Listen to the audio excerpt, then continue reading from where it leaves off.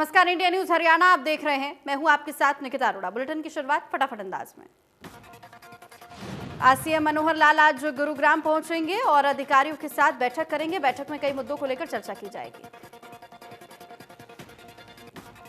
CM Manohar Lal कल दिल्ली का दौरा करेंगे। दोपहर 3 बजे केंद्रीय वित्त मंत्री के साथ वीडियो कॉन्फ्रेंसिंग के जरिए मीटिंग करेंगे, जिसके बाद शाम 5 बजे रेल मंत्री पीयूष गोयल के साथ मुलाकात करेंगे।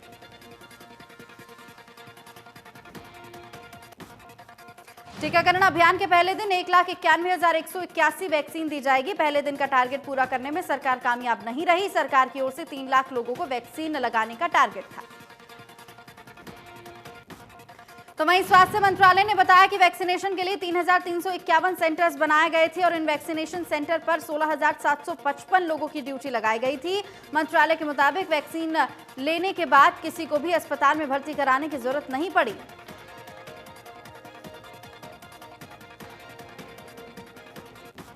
वहीं वैक्सीनेशन के बाद सभी राज्यों और केंद्र शासित प्रदेशों के हेल्थ मिनिस्टर के साथ केंद्रीय स्वास्थ्य मंत्री हर्षवर्धन ने रिव्यू मीटिंग की और कहा कि आने वाले समय में हर एक वैक्सीन सेंटर पर टीका लगाने वालों की संख्या को बढ़ाया जाएगा।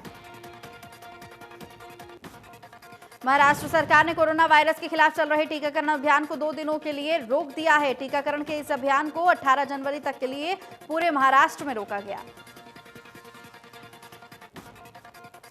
दरअसल राज्य स्वास्थ्य विभाग के मुताबिक कोविन ऐप में तकनीकी दिक्कतों की वजह से इस कार्यक्रम पर रोक लगाई गई है। रविवार और सोमवार को राज्य में कोरोना का टीका नहीं लगाया जाएगा। राजधानी दिल्ली में कोरोना वैक्सीन के साइड इफेक्ट के 51 मामले सामने आए हैं। एक शख्स को अस्पताल में भर्ती भी करना पड़ा। दिल्ली में वैक्सीनेशन अभियान के पहले दिन 4,319 स्वास्थ्य कर्मियों को वैक्सीन लगाई गई। तो वहीं स्वास्थ्य मंत्री डॉक्टर हर्षवर्धन ने कहा कि कोरोना के खिलाफ लड़ाई निर्णायक दौर में पहुंच चुकी है। डॉक्टर हर्षवर्धन ने यह भी कहा कि पिछले 1 साल से पीएम नरेंद्र मोदी के नेतृत्व में हम लड़ रहे थे।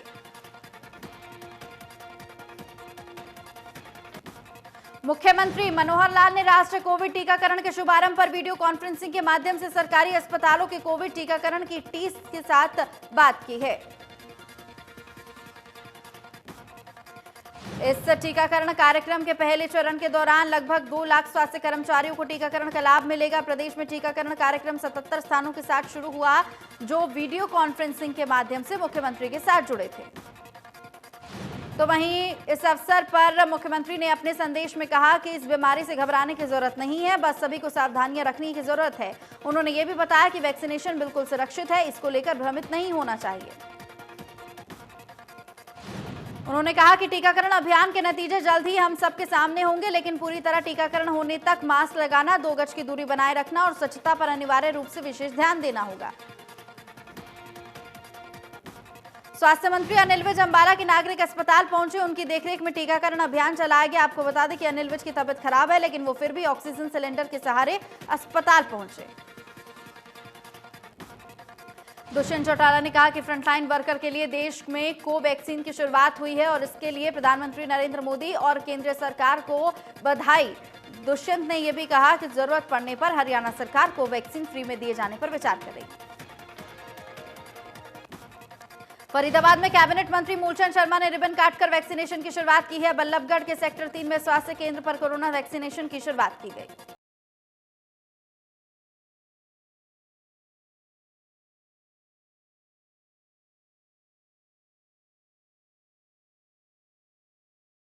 तो वहीं फरीदाबाद जिले में 5 केंद्र बनाए गए हैं, जहां हर रोज एक सेंटर पर 100 लोगों को टीका लगेगा। फरीदाबाद में अब तक 26,800 वैक्सीन पहुंच चुकी हैं।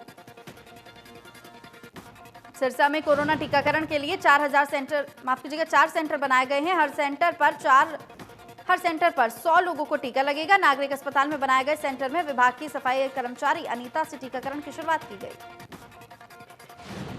यमुनानगर में भी कोविड वैक्सीन लगाने का काम विधिवत रूप से शुरू हो चुका है। सबसे पहले सफाई कर्मचारी को वैक्सीन लगाई गई और उसके बाद सिविल सर्जन और उनकी पत्नी को वैक्सीन लगाई गई। हेल्थ वर्करों को भी वैक्सीन दी गई। यमुनानगर में 6 जगहों पर सेंटर्स बनाए गए हैं। सभी जगह 100 लोगों को वैक्सीन दी जाएगी। कोरोना वैक्सीनेशन की शुरुआत अंबाला में भी हुई है, जहां सिविल सर्जन को पहली वैक्सीन दी गई है। नागरिक अस्पताल में 60 वर्षीय सफाई कर्मचारी को दूसरा टीका लगाया गया, जिनके रिटायरमेंट में कुल 2 महीने ही बाकी हैं। तो वहीं दादरी में पहला कोरोना वैक्सीन महिला ग्रुप डी कर्मचारी मुकेश को दी गई है। लगभग 200 दवाइयां लगाई गई। तो वहीं डीसी ने बताया कि पहले चरण में स्वास्थ्य विभाग के कर्मचारियों को कोरोना वैक्सीन दी गई। चंडीगढ़ में डिप्टी सीएम दुष्यंत चौटाला ने जीएसटी पीवी ऐप का प्रोटोटाइप लॉन्च कर दिया है। दरअसल इस ऐप के माध्यम से आबकारी और कराधान विभाग के सभी कर निरीक्षक अपने स्मार्टफोन से करदाताओं के परिसर का भौतिक सत्यापन करेंगे। इस ऐप को लॉन्च करने के बाद दुष्यंत चौटाला ने कहा कि ये ऐप उन फर्जी फर्मों का जल्द पता लगाने में मदद करेगी जो गलत इनपुट टैक्स क्रेडिट पास कराती है और उसके अलावा ये ऐप टैक्स के रजिस्ट्रेशन में सहायक होगी, जिससे विभाग के समय और संसाधनों की बचत होगी। बाढ़ नियंत्रण बोर्ड की 52वीं बैठक हुई है, जिसके बाद डिप्टी सीएम दुष्यंत चौटाला ने कहा कि हरियाणा में बाढ़ नियंत्रण पर 295 करोड़ रुपए खर्च किए गए हैं। इसके साथ ही इनमें से 245 करोड़ रुपए सिंचाई क्षेत्र में खर्च होंगे, जबकि 50 करोड़ रुपए में शहरी क्षेत्र में परियोजनाएं शुरू की जाएंगी। डिप्टी सीएम ने कहा कि बाढ़ के चलते कई जगह पर फसलें प्रभावित होती हैं और इसके लिए सभी जिलों के डीसी को एक विशेष फंड दिया जाएगा ताकि इसका इस्तेमाल सही तरीके से हो सके।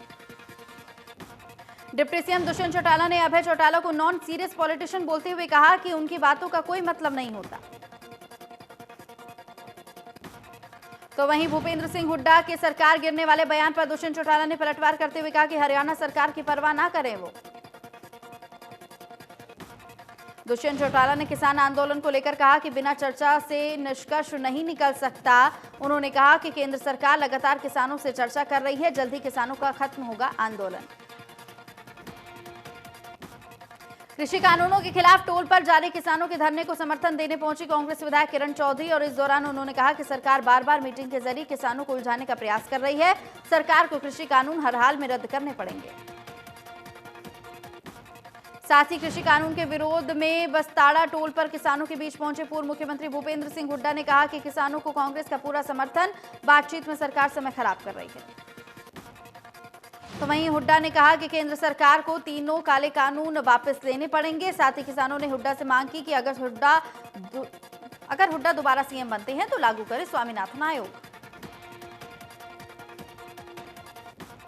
इनेलो नेता अभय चौटाला ट्रैक्टर यात्रा के दौरान नरवाना पहुंचे, जहां उन्होंने बदोवाला टोल प्लाजा पर बैठे किसानों को संबोधित किया और कहा कि केंद्र सरकार किसान आंदोलन को लंबा खींचना चाहती है ताकि किसान परेशान होकर घर लौट जाए।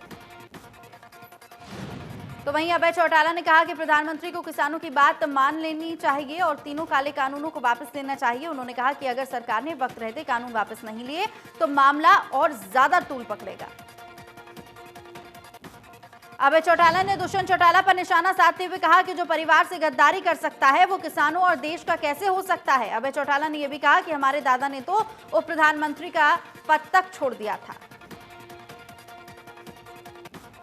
मुख्यमंत्री मनोहर लाल ने कहा कि प्रदेश में फिल्म सिटी खोलने की योजना पर काम किया जा रहा है और इसके लिए 50 से 100 एकड़ तक की जमीन निर्धारित की गई है।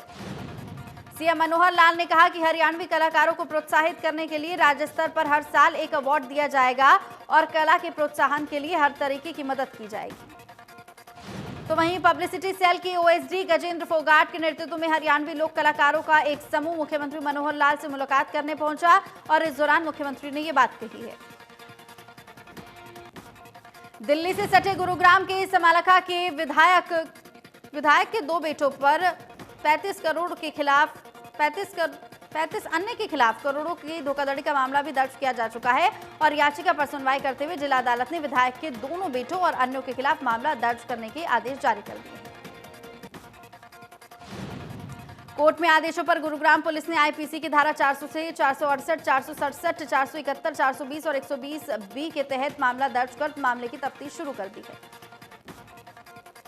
नू में साल दर साल लिंगानुपात में सुधार हो रहा है। लू जिला प्रदेश की सूची में तीसरे स्थान पर है, तो वहीं दूसरे नंबर पर पंचकुला, पहले नंबर पर सिरसा है। उप सिविल सर्जन ने बताया कि नू में स्वास्थ्य विभाग की टीम ने कोख के कातिलों के खिलाफ कार्रवाई की है। बेटों के मुकाबले बेटियां किसी भी क्षेत्र में कम नहीं हैं। तो वहीं गुरुग्राम क्राइम ब्रांच ने बड़ी सफलता हासिल करते हुए अशोक राठी गैंग के इनामी शूटर्स को गिरफ्तार किया है। क्राइम ब्रांच ने मोहित, भारत और पुनीत को अलग अलग इलाकों से गिरफ्तार किया। जिन बदमाशों से पकड़े गए हैं बदमाश, उनमें से 2 बदमाशों पर 1-1 लाख का इनाम घोषित है। भारी मात्रा में हथियार और जिंदा कारतूस भी बरामद किए गए हैं। जिंद के संडील गांव में मामूली कहासुनी के चलते शमशान घाट पर बड़े भाई ने छोटे भाई की गर्दन पर कुल्हाड़ी से वार कर हत्या कर दी। पुलिस ने मृतक की बहन की शिकायत पर केस दर्ज किया है। तो वहीं आरोपी वारदात के बाद से फरार बताया जा रहा है। पुलिस को दिए गए बयान में मृतक की बहन ने बताया कि शराब के नशे में दोनों भाइयों में किसी बात को लेकर झगड़ा हो गया था और इसी दौरान बड़े भाई ने वारदात को अंजाम दिया। करनाल में नगला मेगा गांव में हादसा हो गया है। दरअसल एक ट्रक घर के अंदर घुस गया। हादसे में घर की दीवार और लेंटर गिर गया। महिला की चोट आई है तो वहीं बच्चे बाल बचे हैं। जिंद में बाल विवाह के मामले लगातार सामने आ रहे हैं। इतनी जागरूकता और सख्ताई के बीच जिंद में भिवानी रोड पर 16 साल की नाबालिग बच्ची की शादी कराई जा रही थी। सूचना पाकर महिला संरक्षण एवं बाल विवाह निषेध अधिकारी की टीम मौके पर पहुंची, शादी को रुकवाया। बाल विवाह निषेध अधिकारी की टीम ने सहकारी अधिकारी ने बताया कि दोनों परिवारों में अब लिखित में भरोसा दिया है कि दोनों की उम्र पूरी होने के बाद ही शादी करेंगे। दरअसल टोहाना में वकील की पत्नी को उसके घर में घुसकर गोली मारने के आरोपी को पुलिस ने गिरफ्तार कर लिया है। पुलिस न्यायालय में पेश कर आरोपी को रिमांड पर लेकर घटनाक्रम का करेगी खुलासा। हिसार में प्रधानमंत्री नरेंद्र मोदी से वर्चुअल संवाद के दौरान कोरोना वैक्सीन की शुरुआत हुई है और इस अवसर पर डिप्टी स्पीकर रणबीर गंगवा, हिसार के विधायक कमल गुप्ता समेत सभी अधिकारी मौजूद रहे।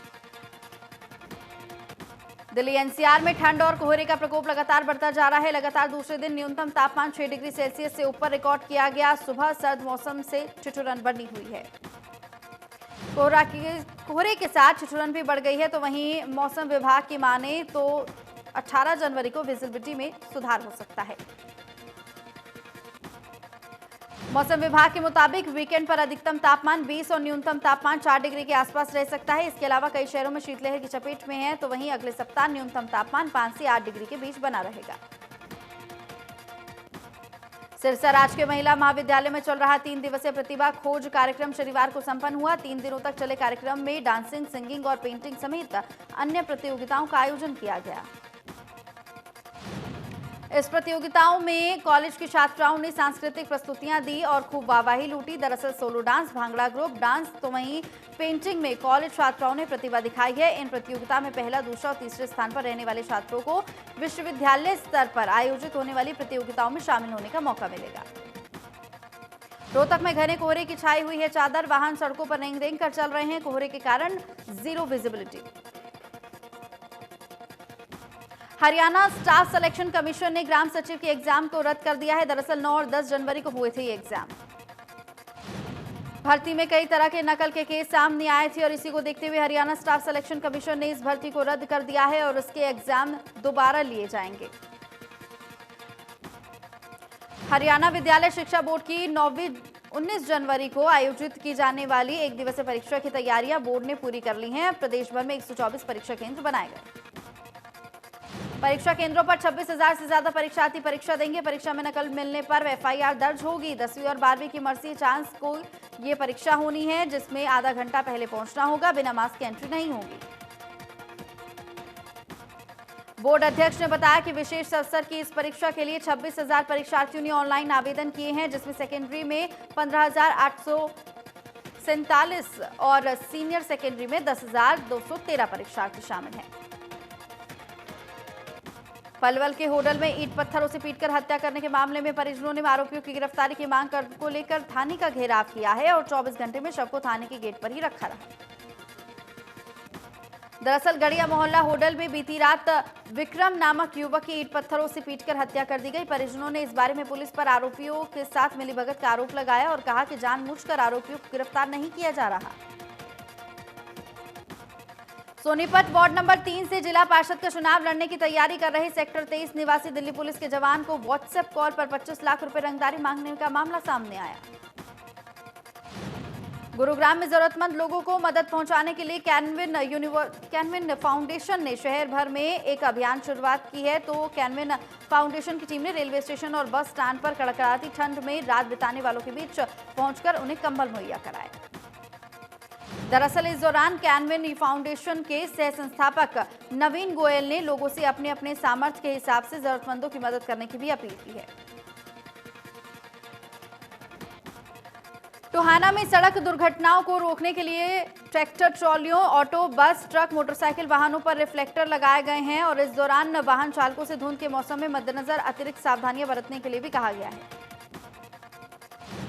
एसडीएम ने बताया कि धुंध के मौसम में वाहनों पर रिफ्लेक्टर टेप लगाए जाने से अति आवश्यक होता है और उन्होंने कहा कि यदि वाहनों पर रिफ्लेक्टर टेप लगी होती है तो धुंध के मौसम में और रात के समय में सामने चल रहे वाहन आसानी से नजर आते हैं और दुर्घटना की आशंका कम हो जाती है। झज्जर के एक गांव में बुजुर्ग व्यक्ति का खेतों में शक विषित हालत में कंकाल पड़ा हुआ मिला है, तो वहीं बुजुर्ग की पहचान गांव कासनी के 70 वर्षीय धर्मचंद के रूप में हुई है। परिजनों की माने तो मृतक धर्मचंद गत दिवस शाम के समय गांव के ही एक मंदिर में सत्संग सुनने के लिए गया था। परिजनों ने ग्रामीणों के साथ मिलकर उसे तलाश भी किया, लेकिन उसका कोई अता पता नहीं चला। शनिवार की सुबह मृतक धर्मचंद का गांव के ही खेतों में सिर कटा हुआ कंकाल मिला। ग्रामीणों ने इसकी सूचना पुलिस को दी है। गुहाना में एक युवती के साथ पड़ोस में रहने वाले युवक पर जबरदस्ती उसके घर में घुसकर रेप करने का मामला सामने आया। पुलिस ने युवती की शिकायत पर आरोपी युवक के खिलाफ मामला दर्ज कर लिया है और जांच शुरू कर दी है।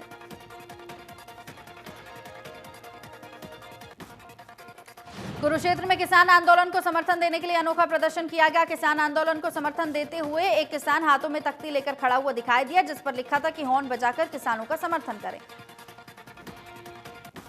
किसान के आसपास से गुजरने वाले वाहन चालक जैसे ही उस बोट को पढ़ रहे थे तो वो उसके साथ समर्थन में हॉर्न बजाकर निकल रहे थे। स्वास्थ्य विभाग द्वारा नागरिक अस्पताल में बने पीपीपी सेंटर में कोरोना वैक्सीन लगाने का अभियान शुरू किया गया, जिसके तहत सबसे पहले नागरिक अस्पताल के एसएमओ डॉक्टर हरविंदर सागू ने वैक्सीन लगाकर अभियान की शुरुआत की।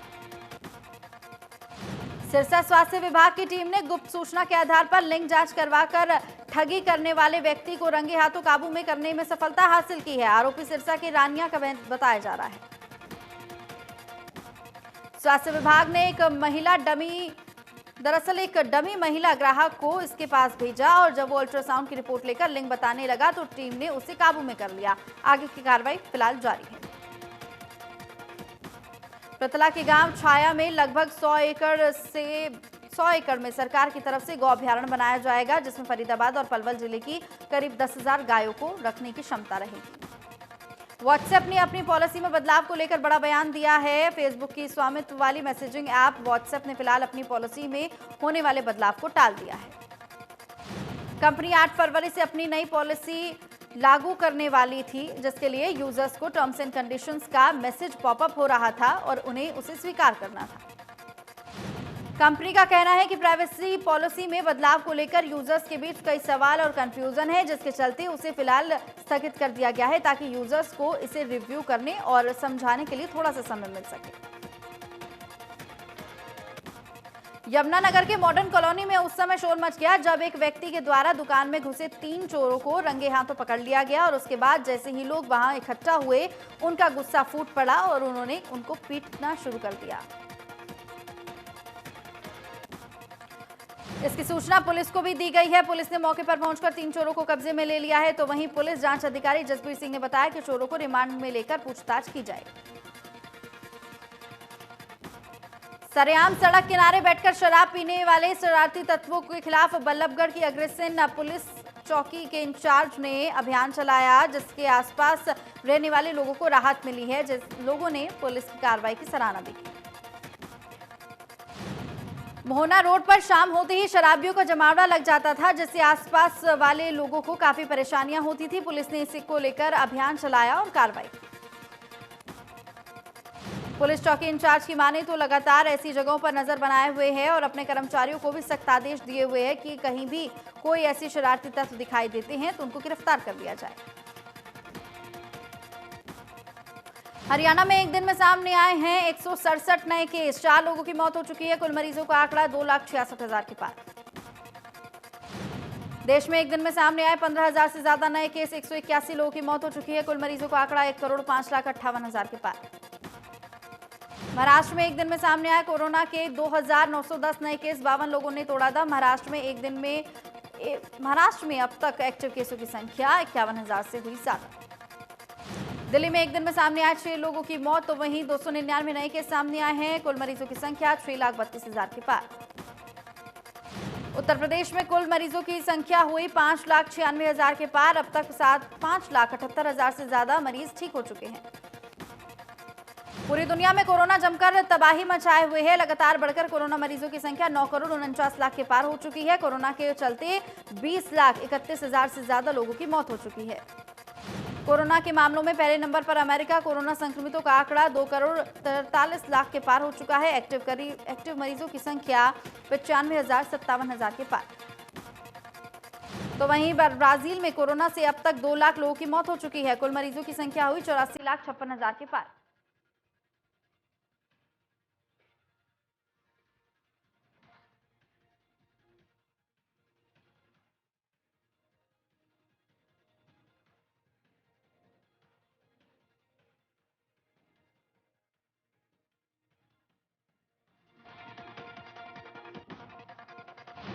ब्रिटेन में कोरोना संक्रमितों का आंकड़ा 35,57,000 के पार। 88,590 लोगों की मौत।